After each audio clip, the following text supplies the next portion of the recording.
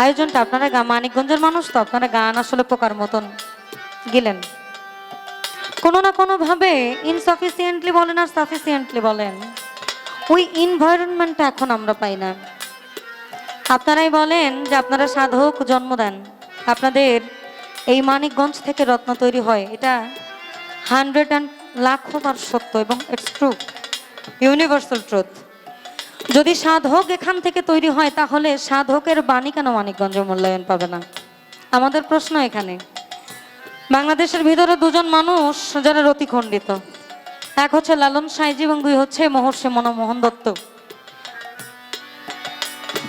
এই দুজন মানুষ যা বলে গেছে এটার উপর ভিত্তি করেই সকল কিছু কিন্তু বলেছেন। ও দয়া, ও দয়া, ও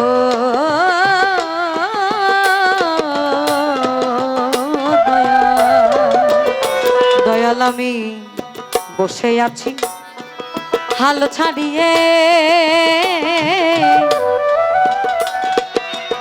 ও দয়া, ও দয়া আমি বসে আছি হাল ছাড়ি, দয়াল আমি অকুলে তোরি ভাষায়, তোমার মনের মতো আমায় সাধন দিয়ে, তোমার মনের মতো আমায় সাধন দিয়ে, মনের মতো সাধন দিয়ে, সাধো মনমোহনের মন হৃদয় ছেড়ে আর কোথাও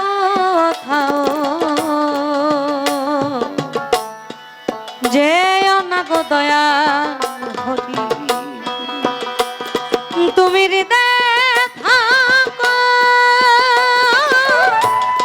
দয়াল আমার হৃদয়ে জাগো, হৃদয় মাখো প্রেম তোমার হৃদয় ছেড়ে আর কোথাও যে অনাগ দয়াল হরি।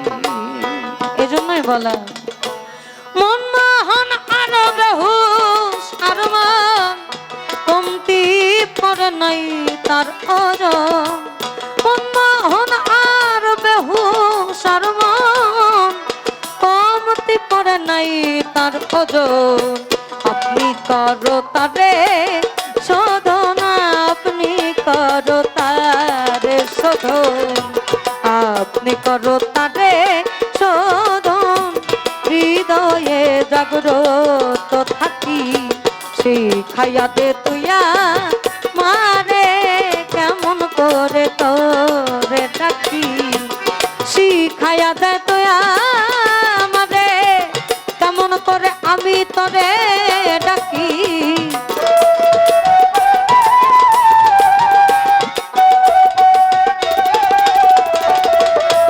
শিখায়া দে তুইয়া আমারে, কেমন করে আমি তোরে ডাকি, এক রাতে পড়াইয়া তেরে জন্ম ভরার ডাকা ডাকি, এক ডাকে পড়াইয়া তেরে জন্ম ভরার ডাকা ডাকি, শিখায়া দে দয়া আমারে, শিখায়া দে দয়া আমারে, কেমন করে আমি তোরে ডাকি, এক ডাকে পড়াইয়া তেরে জন্ম ভরার ডাকা ডাকি, এক ডাকে পড়াইয়া তেরে দয়াল আমার জন্ম ভরার ডাকা।